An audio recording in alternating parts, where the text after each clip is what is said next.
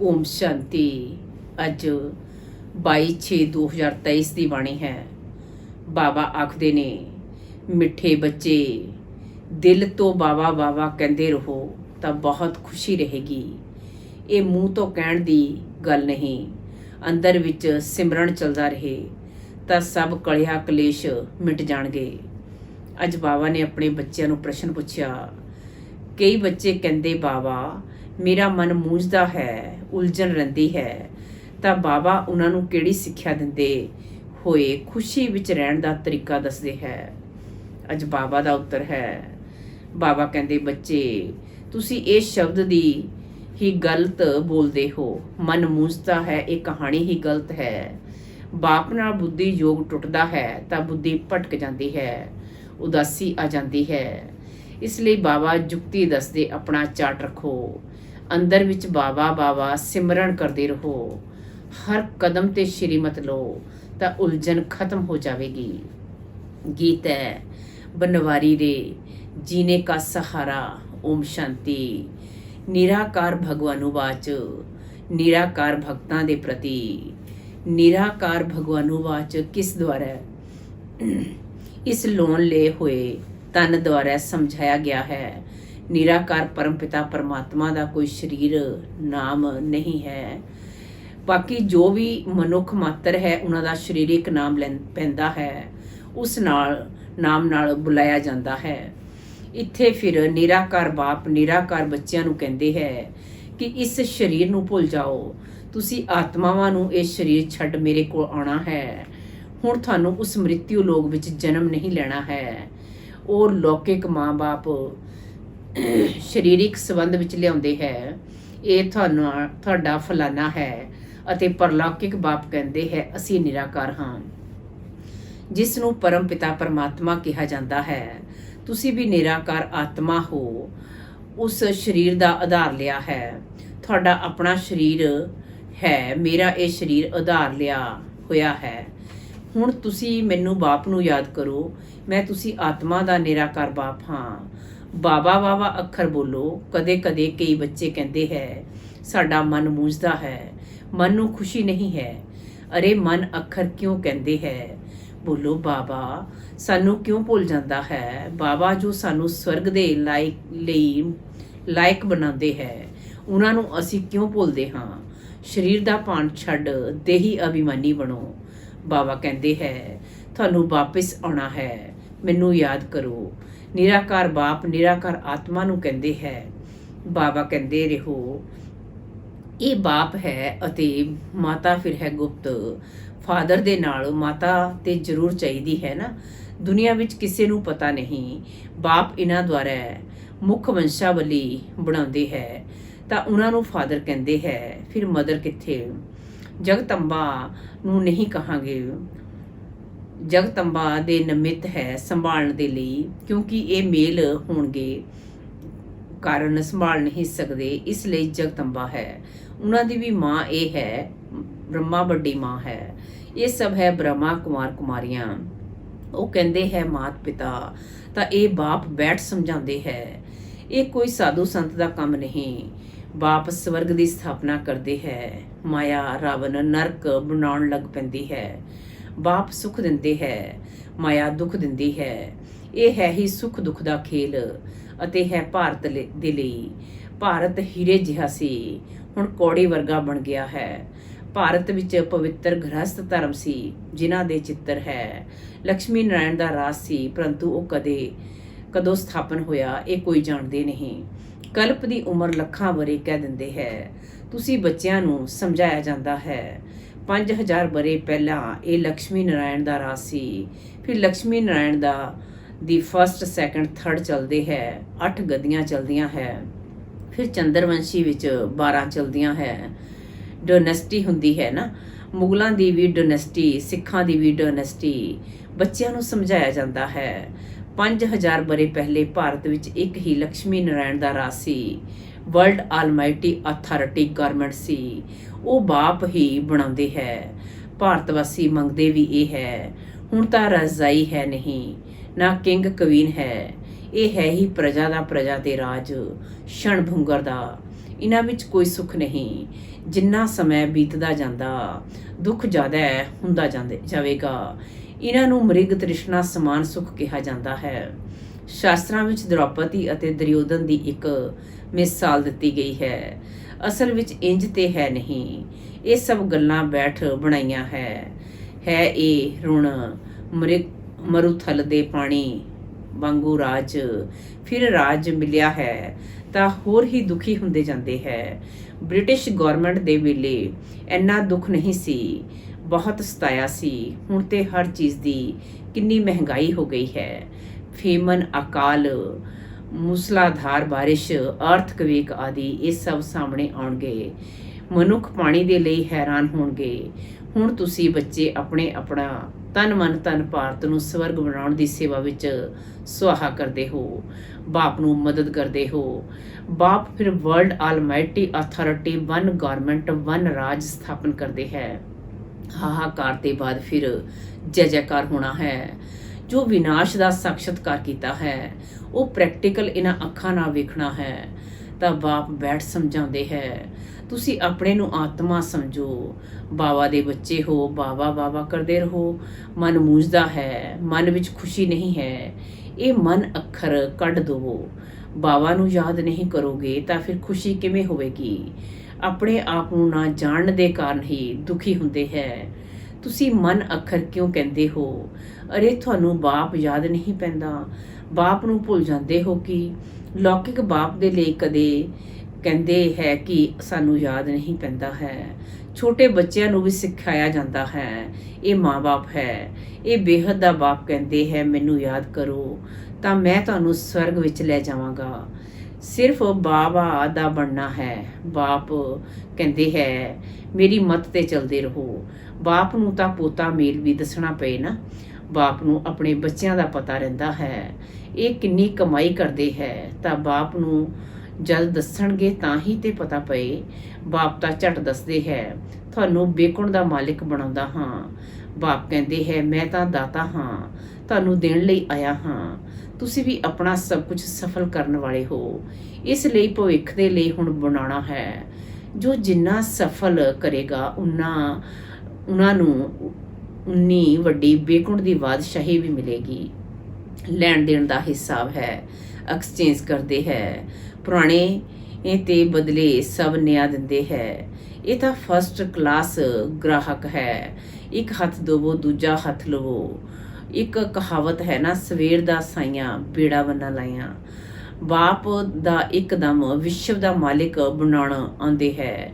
ਬਾਪ ਕਹਿੰਦੇ ਹੈ ਇਹ ਸਭ ਕੁਝ ਧਨ ਮਾਲ ਆਦਿ ਧੂਲ ਵਿੱਚ ਮਿਲ ਜਾਣਾ ਹੈ, ਇਸ ਨੂੰ ਛੱਡੋ। ਦੇ ਸਹਿਤ ਦੇ ਸਾਰੇ ਸੰਬੰਧਾਂ ਨੂੰ ਭੁੱਲੋ। ਆਪਣੇ ਨੂੰ ਟਰਸਟੀ ਸਮਝੋ। ਇਹ ਸਭ ਈਸ਼ਵਰ ਦਾ ਦਿੱਤਾ ਹੋਇਆ ਹੈ, ਉਹਨਾਂ ਦਾ ਹੀ ਹੈ। ਬਾਕੀ ਸਰੀਰ ਨਿਰਵਾਹ ਲਈ ਕਰਮ ਤੇ ਕਰਨਾ ਹੀ ਹੈ। ਬਾਬਾ ਨੂੰ ਪਤਾ ਹੋਵੇਗਾ ਤਾਂ ਰਾਏ ਦਿੰਦੇ ਰਹਿਣਗੇ। ਕਹਿੰਦੇ ਹੈ ਬਾਬਾ ਮੋਟਰ ਲਾਵਾਂ, ਅੱਛਾ ਪੈਸੇ ਹੈ ਤਾਂ ਭਾਵੇਂ ਲੈ ਆਓ। ਮਕਾਨ ਬਣਾਵਾਂ, ਅੱਛਾ ਭਾਵੇਂ ਬਣਾਓ।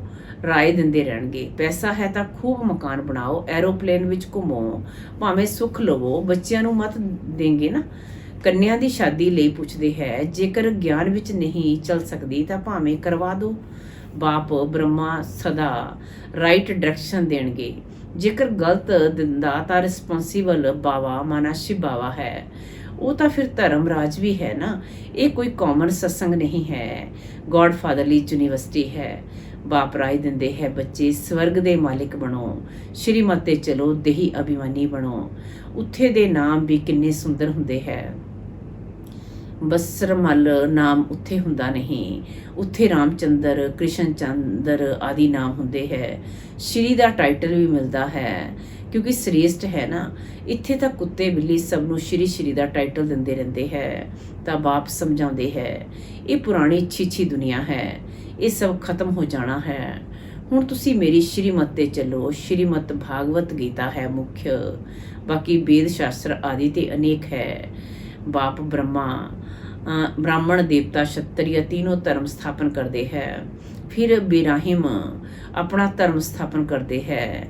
ਉਹ ਤਾਂ ਸ਼ਾਸਤਰ ਫਲਾਨਾ, ਅੱਛਾ ਵੇਦ ਕਿਸ ਧਰਮ ਦਾ ਸ਼ਾਸਤਰ ਹੈ ਕੁਝ ਵੀ ਪਤਾ ਨਹੀਂ। ਦੂਜੇ ਧਰਮ ਦੇ ਸ਼ਾਸਤਰ ਦਾ ਕੋਈ ਵੇਦ ਨਹੀਂ ਹੈ। ਜੇਕਰ ਵੇਦ ਸ਼ਾਸਤਰ ਹੈ ਤਾਂ ਉਹ ਹੀ ਪੜ੍ਹਨ, ਫਿਰ ਗੀਤਾ ਕਿਉਂ ਉਠਾਉਂਦੇ? ਕ੍ਰਿਸਚਨ ਲੋਕ ਸਿਆਣੇ ਹੈ, ਦੂਜੇ ਧਰਮ ਦਾ ਸ਼ਾਸਤਰ ਕਦੇ ਨਹੀਂ ਲੈਣਗੇ। ਭਾਰਤ ਵਾਸੀ ਤਾਂ ਸਭ ਨੂੰ ਗੁਰੂ ਕਹਿੰਦੇ ਰਹਿਣਗੇ। ਬਾਬਾ ਨੇ ਸਮਝਾਇਆ ਸੀ, ਜਦ ਕੋਈ 4-5 ਇਕੱਠੇ ਆਉਣ ਤਾਂ ਹਰ ਇੱਕ ਨੂੰ ਵੱਖ-ਵੱਖ ਸਮਝਾਉਣਾ ਚਾਹੀਦਾ ਹੈ। ਜਿਵੇਂ ਪਹਿਲੇ ਤੁਸੀਂ ਵੱਖ-ਵੱਖ ਬੈਠ ਕੇ ਸਮਝਾਉਂਦੇ ਸੀ, ਇਵੇਂ ਹੁਣ ਵੀ ਸਮਝਾਓਗੇ ਤਾਂ ਉਹਨਾਂ ਦੀ ਨਬਜ਼ ਦਾ ਪਤਾ ਪਵੇਗਾ। ਫਾਰਮ ਭਰਾਉਣਾ ਹੈ, ਕਿਉਂਕਿ ਹਰ ਇੱਕ ਦੀ ਬਿਮਾਰੀ ਵੱਖ-ਵੱਖ ਹੈ। ਵੈਦ ਲੋਕ ਇੱਕ ਨੂੰ ਬੁਲਾ ਕੇ ਨਬਜ਼ ਵੇਖ ਕੇ ਦਵਾਈ ਦਿੰਦੇ ਹੈ। ਨਿਸ਼ਚੈ ਕਰਨਾ ਹੈ ਅਸੀਂ ਆਤਮਾ ਹਾਂ। ਆਤਮਾ ਹੀ ਸੁਣਦੀ ਹੈ, ਆਤਮਾ ਹੀ ਬਾਦਤ ਬਣਦੀ ਹੈ। ਆਤਮਾ ਨੂੰ ਨਿਰਲੇਪ ਕਹਿਣਾ ਇਹ ਤੇ ਝੂਠ ਗੱਲ ਹੈ। ਆਤਮਾ ਜਿਵੇਂ ਦੇ ਕਰਮ ਕਰਦੀ ਹੈ ਉਵੇਂ ਦਾ ਫਲ ਮਿਲਦਾ ਹੈ। ਕਹਿੰਦੇ ਹੈ ਨਾ ਕਿ ਇਹਨਾਂ ਦੇ ਕਰਮ ਅਜਿਹੇ ਕੀਤੇ ਹੋਏ ਹੈ। ਹੁਣ ਬਾਬਾ ਸਾਨੂੰ ਕਰਮ ਅਜਿਹੇ ਚੰਗਾ ਸਿਖਾਉਂਦੇ ਹੈ ਜੋ 21 ਜਨਮ ਅਸੀਂ ਸੁਖੀ ਰਹਾਂਗੇ। ਕਰਮਾਂ ਦੀ ਗਤੀ ਹੈ ਨਾ, ਸਤਯੁਗ ਵਿੱਚ ਤੇ ਕਰਮ ਅਕਰਮ ਹੋ ਜਾਂਦੇ ਹੈ, ਵਿਕਰਮ ਕੋਈ ਹੁੰਦਾ ਨਹੀਂ। ਵਿਕਰਮ ਕਰਾਉਣ ਵਾਲੀ ਮਾਇਆ ਹੀ ਨਹੀਂ ਹੁੰਦੀ। ਰਾਜਧਾਨੀ ਸਥਾਪਨ ਹੁੰਦੀ ਹੈ ਤਾਂ ਜ਼ਰੂਰ ਤੁਸੀਂ ਵਰਸਾ ਤੇ ਪਾਓਗੇ। ਕਰਮਾਤੀਤ ਅਵਸਥਾ ਨੂੰ ਪਾਉਣਾ ਹੈ। ਜਨਮ ਜਨਮਾਂਤਰ ਦੇ ਪਾਪ ਸਿਰ ਤੇ ਹੈ। ਗੰਗਾ ਇਸ਼ਨਾਨ ਜਾਂ ਜਪ ਤਪ ਆਦਿ ਕਰਨ ਨਾਲ ਵਿਕਰਮ ਵਿਨਾਸ਼ ਨਹੀਂ ਹੋ ਸਕਦੇ। ਵਿਕਰਮ ਵਿਨਾਸ਼ ਯੋਗ ਅਗਨੀ ਨਾਲ ਹੀ ਹੁੰਦੇ ਹੈ। ਅੰਤ ਵਿੱਚ ਸਭ ਦਾ ਹਿਸਾਬ ਕਿਤਾਬ ਚੁਕਤੂ ਹੋਵੇਗਾ ਨੰਬਰਵਾਰ। ਚੁਕਤੂ ਨਹੀਂ ਹੋਵੇਗਾ ਤਾਂ ਸਜ਼ਾ ਖਾਣੀ ਪਏਗੀ। ਚੁਕਤੂ ਤੋਂ ਕਰਨਾ ਹੈ ਬਾਪ ਦੀ ਯਾਦ ਨਾਲ। ਯਾਦ ਨਹੀਂ ਕਰਦੇ ਤਾਂ ਆਤਮਾ ਮੁਰਝਾਂਦੀ ਹੈ। ਬਾਪ ਕਹਿੰਦੇ ਹੈ, ਮੇਰੇ ਨੂੰ ਯਾਦ ਨਹੀਂ ਕਰੋਗੇ ਤਾਂ ਮਾਇਆ ਬਾਹਰ ਕਰੇਗੀ। ਜਿੰਨਾ ਹੋ ਸਕੇ ਯਾਦ ਕਰੋ। ਘੱਟ ਤੋਂ ਘੱਟ 8 ਘੰਟਾ ਤੱਕ ਯਾਦ ਰਹੇਗੀ ਤਾਂ ਤੁਸੀਂ ਪਾਸ ਹੋ ਜਾਓਗੇ। ਚਾਰਟ ਰੱਖੋ। ਤੂਫਾਨ ਤਾਂ ਆਉਂਦੇ ਹੈ ਜਦੋਂ ਆਪਣੇ ਨੂੰ ਆਤਮਾ ਸਮਝ ਬਾਪ ਨੂੰ ਯਾਦ ਨਹੀਂ ਕਰਦੇ ਹੋ। ਗਾਉਂਦੇ ਵੀ ਹੈ, ਸਿਮਰਨ ਸਿਮਰਨ ਸੁਖ ਪਾਓ। ਅੰਦਰ ਸਿਮਰਨਾ ਹੈ, ਚੁੱਪ ਰਹਿਣਾ ਹੈ। ਰਾਮ ਰਾਮ ਦਾ ਸ਼ਿਵ ਸ਼ਿਵ ਕਹਿਣਾ ਨਹੀਂ ਹੈ। ਯਾਦ ਨਾਲ ਤੁਹਾਡਾ ਕਲਿਆ ਕਲੇਸ਼ ਮਿਟ ਜਾਣਗੇ। ਤੁਸੀਂ ਨਿਰੋਗੀ ਬਣ ਜਾਓਗੇ। ਸਿੱਧੀ ਗੱਲ ਹੈ। ਬਾਪ ਨੂੰ ਭੁੱਲਣ ਨਾਲ ਹੀ ਮਾਇਆ ਦਾ ਥੱਪੜ ਲੱਗਦਾ ਹੈ।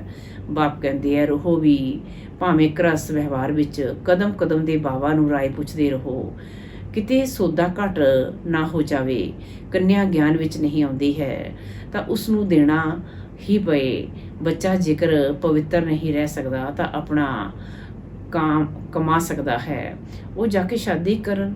ਕਈ ਫਿਰ ਬਾਪ ਦੀ ਮਲਕੀਅਤ ਤੇ ਬੜਾ ਝਗੜਾ ਕਰਦੇ ਹੈ। ਪੂਰਾ ਸਮਾਚਾਰ ਨਹੀਂ ਦਿੰਦੇ ਹੈ। ਉਹ ਹੋਏ ਸੌਤੇਲੇ। ਮਤੇਲੇ ਜ਼ਰੂਰ ਦੇਣਗੇ। ਬਾਪ ਨੂੰ ਸਮਾਚਾਰ ਨਹੀਂ ਦੇਣਗੇ ਤਾਂ ਬਾਪ ਕਿਵੇਂ ਜਾਣ? ਇੱਥੇ ਤੁਹਾਡਾ ਚਿਹਰਾ ਹਰਸ਼ਿਤ ਮੁਖ ਹੋਵੇਗਾ ਤਾਂ ਉੱਥੇ ਵੀ ਤੁਸੀਂ ਸਦਾ ਹਰਸ਼ਿਤ ਮੁਖ ਰਹੋਗੇ। ਬਿਰਲਾ ਮੰਦਿਰ ਵਿੱਚ ਲక్ష్ਮੀ ਨਾਰਾਇਣ ਦਾ ਕਿੰਨਾ ਫਸਟ ਕਲਾਸ ਚਿੱਤਰ ਹੈ, ਪਰੰਤੂ ਜਾਣਦੇ ਨਹੀਂ ਕਿ ਇਹ ਕਦੋਂ ਆਏ ਹੈ। ਹੁਣ ਉਹ ਭਾਰਤ ਦਾ ਰਾਜ ਕਿੱਥੋਂ ਗਿਆ ਤੁਸੀਂ ਜਾ ਕੇ ਸਮਝ ਸਕਦੇ ਹੋ। ਪਹਿਲੇ ਸੀ ਸਤੋ ਪ੍ਰਧਾਨ ਅਭਿਆਬੀਚਾਰੀ ਭਗਤੀ, ਫਿਰ ਬਾਅਦ ਵਿੱਚ ਵਿਅਭਿਚਾਰੀ ਰਜੋ ਤਮੋ ਪ੍ਰਧਾਨ ਭਗਤੀ ਹੁੰਦੀ ਹੈ। ਪਹਿਲੇ ਤਾਂ ਆਤਮਾਵਾਂ ਨੂੰ ਬੇਅੰਤ ਕਹਿੰਦੇ ਸੀ, ਹੁਣ ਕਹਿੰਦੇ ਹੈ ਸਭ ਈਸ਼ਵਰ ਦੀ ਹੀ ਈਸ਼ਵਰ ਹੈ। ਇਸ ਨੂੰ ਤਮੋ ਬੁੱਧੀ ਕਿਹਾ ਜਾਂਦਾ ਹੈ। ਤਾਂ ਇਹ ਨਹੀਂ ਕਹਿਣਾ ਚਾਹੀਦਾ ਹੈ ਕਿ ਸਾਡਾ ਮਨ ਨਹੀਂ ਲੱਗਦਾ। ਇਹ ਤੁਸੀਂ ਕੀ ਕਹਿੰਦੇ ਹੋ? ਬਾਪ ਨੂੰ ਭੁੱਲਣ ਦੇ ਹੀ ਇਹ ਹਾਲ ਹੁੰਦਾ ਹੈ। ਬਾਪ ਨੂੰ ਯਾਦ ਕਰੋ ਤਾਂ ਖੁਸ਼ੀ ਦਾ ਭਾਰਾ ਚੜਿਆ ਰਹੇਗਾ। ਬਾਪ ਨੂੰ ਯਾਦ ਕਰਨਾ ਬਹੁਤ ਭਾਰੀ ਕਮਾਈ ਹੈ। ਸਾਰੀ ਰਾਤ ਬਾਪ ਨੂੰ ਯਾਦ ਕਰੋ। ਨੀਂਦ ਨੂੰ ਜਿੱਤਣ ਵਾਲੇ ਬਣੋ। ਗਾਉਂਦੇ ਆਏ ਹੋ ਬਲਿਹਾਰੀ ਜਾਵਾਂਗਾ। ਹੁਣ ਕਹਿੰਦੇ ਹੈ ਮੈਂ ਆਇਆ ਹਾਂ ਤਾਂ ਮੈਨੂੰ ਯਾਦ ਕਰੋ ਨਾ। ਮੇਰਾ ਆਤਮਾ ਦਾ ਬਾਪ ਉਹ ਹੈ, ਉਹਨਾਂ ਨੂੰ ਯਾਦ ਕਰਨਾ ਹੈ। ਇਹਨਾਂ ਤੋਂ ਮਮਤਵ ਮਿਟ ਜਾਣਾ ਚਾਹੀਦਾ ਹੈ। ਨਸ਼ਟੋ ਮੋਹਾ ਬਣ ਇੱਕ ਦੇ ਨਾਲ ਬੁੱਧੀ ਲਗਾਣੀ ਹੈ ਤਾਂ ਪੱਕੇ ਹੋ ਜਾਓਗੇ। ਮੈਨੂੰ ਹੁਣ ਨਵੇਂ ਘਰ ਜਾਣਾ ਹੈ। ਪੁਰਾਣੇ ਘਰ ਨਾਲ ਕੀ ਮਮਤਵ ਰੱਖੀਏ? ਨਵਾਂ ਮਕਾਨ ਬਣਾਇਆ ਜਾਂਦਾ ਹੈ ਤਾਂ ਪੁਰਾਣੇ ਤੋਂ ਦਿਲ ਹਟ ਜਾਂਦੀ ਹੈ। ਬਾਪ ਕਹਿੰਦੇ ਹੈ ਦੇਹ ਸਹਿਤ ਸਭ ਕੁਛ ਇਹ ਪੁਰਾਣਾ ਹੈ। ਹੁਣ ਬਾਪ ਅਤੇ ਵਰਸੇ ਨੂੰ ਯਾਦ ਕਰੋ। ਇਹ ਪੜ੍ਹਾਈ ਨਾਲ ਹੀ ਅਸੀਂ ਪ੍ਰਿੰਸੈਸ ਜਾ ਕੇ ਬਣਾਂਗੇ ਸਤਯੁਗ ਵਿੱਚ। ਸੈਕੰਡ ਵਿੱਚ ਬਾਬਾ ਪ੍ਰਤੱਖ ਫਲ ਦਿੰਦੇ ਹੈ। ਇਹ ਹੈ ਪ੍ਰਿੰਸੈਸ ਬਣਨ ਦਾ ਕਾਲਜ। ਪ੍ਰਿੰਸੈਸ ਦਾ ਕਾਲਜ ਨਹੀਂ, ਇੱਥੇ ਬਣਨਾ ਹੈ। ਫਿਰ ਪ੍ਰਿੰਸ ਦੇ ਬਾਅਦ ਰਾਜਾ ਤੇ ਜ਼ਰੂਰ ਬਣਾਂਗੇ। ਅੱਛਾ, ਮਿੱਠੇ ਮਿੱਠੇ ਸਿੱਕੇ ਲਦੇ ਬੱਚਿਆਂ ਪ੍ਰਤੀ ਮਾਤ ਪਿਤਾ ਬਾਪ ਦਾਦਾ ਦਾ ਯਾਦ ਪਿਆਰ ਅਤੇ ਗੁੱਡ ਮਾਰਨਿੰਗ। ਰੂਹਾਨੀ ਬਾਪ ਦੀ ਰੂਹਾਨੀ ਬੱਚਿਆਂ ਨੂੰ ਨਮਸਤੇ। ਧਾਰਨਾ ਲਈ ਮੁੱਖ ਸਾਰ। ਨੰਬਰ 1 ਪਰ ਭਾਰਤ ਨੂੰ ਸਵਰਗ ਬਣਾਉਣ ਦੀ ਸੇਵਾ ਵਿੱਚ ਆਪਣਾ ਤਨ ਮਨ ਧਨ ਸੁਆਹਾ ਕਰਨਾ ਹੈ। ਬਾਪ ਦਾ ਪੂਰਾ ਮਦਦਗਾਰ ਬਣਨਾ ਹੈ। ਇੱਥੇ ਹਰਸ਼ਿਤ ਮੁਖ ਰਹਿਣਾ ਹੈ। ਕਿਸੇ ਵੀ ਗੱਲ ਵਿੱਚ ਮੁਰਝਾਉਣਾ ਨਹੀਂ ਹੈ। ਬਾਪ ਦੀ ਯਾਦ ਨਾਲ ਸਭ ਕਲਿਆ ਕਲੇਸ਼ ਮਿਟਾ ਦੇਣੇ ਹੈ। ਵਰਦਾਨ ਹੈ ਜਦਾਨ। ਅਥਾਰਟੀ ਦੇ ਆਸਣ ਤੇ ਸਥਿਤ ਰਹਿ ਸਹਿਜ ਜੋਗੀ ਜੀਵਨ ਦਾ ਅਨੁਭਵ ਕਰਨ ਵਾਲੇ ਮਹਾਨ ਆਤਮਾ ਭਵ। ਅਥਾਰਟੀ ਦੇ ਆਸਣ ਤੇ ਸਥਿਤ ਰਹਿ ਸਹਿਜ ਜੋਗੀ ਜੀਵਨ ਦਾ ਅਨੁਭਵ ਕਰਨ ਵਾਲੇ ਮਹਾਨ ਆਤਮਾ ਭਵ। ਜਿਵੇਂ ਸਪੀਕਰ ਦੀ ਸੀਟ ਸਹਿਜ ਹੀ ਲੈ ਲੈਂਦੇ ਹੈ, ਉਵੇਂ ਹੁਣ ਸਰਵ ਅਨੁਭਵਾਂ ਦੀ ਅਥਾਰਟੀ ਦਾ ਆਸਣ ਲਓ। ਅਥਾਰਟੀ ਦੇ ਆਸਣ ਤੇ ਸਦਾ ਸਥਿਤ ਰਹੋ ਤਾਂ ਸਹਿਜ ਜੋਗੀ, ਸਦਾ ਦੇ ਜੋਗੀ, ਖੁਦ ਹੀ ਜੋਗੀ ਬਣ ਜਾਓਗੇ। ਅਜਿਹੇ ਅਥਾਰਟੀ ਵਾਲੇ ਦੇ ਅੱਗੇ ਮਾਇਆ ਝੁਕੇਗੀ ਨਾ ਕਿ ਝੁਕਾਏਗੀ। ਜਿਵੇਂ ਹੱਦ ਦੀ ਅਥਾਰਟੀ ਵਾਲੇ ਵਿਸ਼ਵ ਵਿਅਕਤੀਆਂ ਦੇ ਅੱਗੇ ਸਭ ਝੁਕਦੇ ਹੈ, ਅਥਾਰਟੀ ਦੀ ਮਹਾਨਤਾ ਸਭ ਨੂੰ ਝੁਕਾਉਂਦੀ ਹੈ। ਇਵੇਂ ਤੁਸੀਂ ਮਹਾਨ ਆਤਮਾਵਾਂ ਅਨੁਭਵਾਂ ਦੀ ਅਥਾਰਟੀ ਵਿੱਚ ਰਹੋ ਤਾਂ ਸਭ ਖੁਦ ਹੀ ਝੁਕਣਗੇ। ਸਲੋਗਨ ਅੱਜ ਦਾ। ਸਦਾ ਖੁਸ਼ ਰਹਿਣਾ, ਖੁਸ਼ੀ ਦਾ ਖਜ਼ਾਨਾ ਵੰਡਣਾ ਅਤੇ ਸਭ ਵਿੱਚ ਖੁਸ਼ੀ ਦੀ ਲਹਿਰ ਫੈਲਾਉਣਾ, ਇਹੀ ਸ੍ਰੇਸ਼ਟ ਸੇਵਾ ਹੈ। ਸਦਾ ਖੁਸ਼ ਰਹਿਣਾ, ਖੁਸ਼ੀ ਦਾ ਖਜ਼ਾਨਾ ਵੰਡਣਾ ਅਤੇ ਸਭ ਵਿੱਚ ਖੁਸ਼ੀ ਦੀ ਲਹਿਰ ਫੈਲਾਉਣਾ, ਇਹੀ ਸ੍ਰੇਸ਼ਟ ਸੇਵਾ ਹੈ। ਚੰਗਾ। ਓਮ ਸ਼ਾਂਤੀ।